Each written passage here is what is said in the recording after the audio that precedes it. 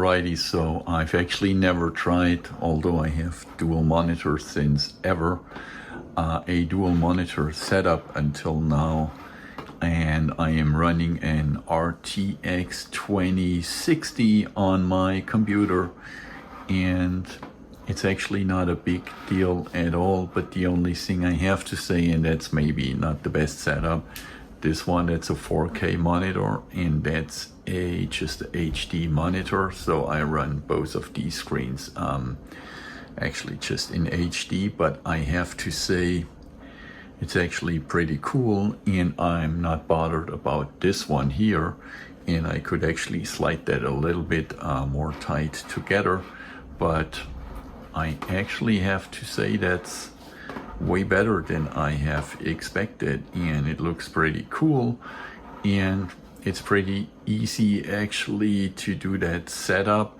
There is just one thing you need to know, and that is let me just end that real quick.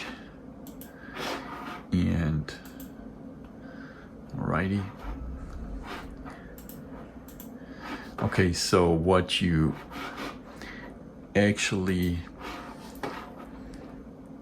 need to do with so you have to go in display settings like here, and then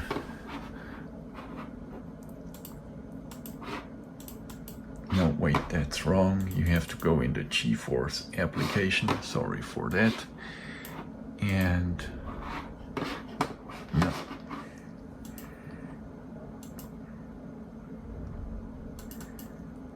you know what, that's actually, there it is. Alrighty, so you have to go in the NVIDIA Control Panel, and then what you want to do, you have to go in here, set up multiple displays. And when you have the multiple displays, you have to actually set it as surround display. And what you see, it creates just one gigantic screen. And once you have that, and you have to enable that with your NVIDIA graphics card, here you can actually adjust the surround spanning options, or however that is called. And once you've done that, you can actually run a lot of games in that, well, how do you want to call it, like surround or cinematic mode. And so with my graphics card, it's actually not a big deal. The only thing I did not test yet, because for a reason I don't know,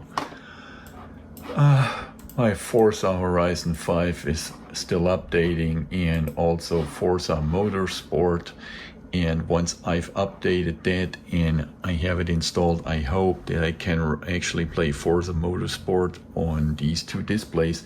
If that's going to happen, and if it works, I'm gonna post another video.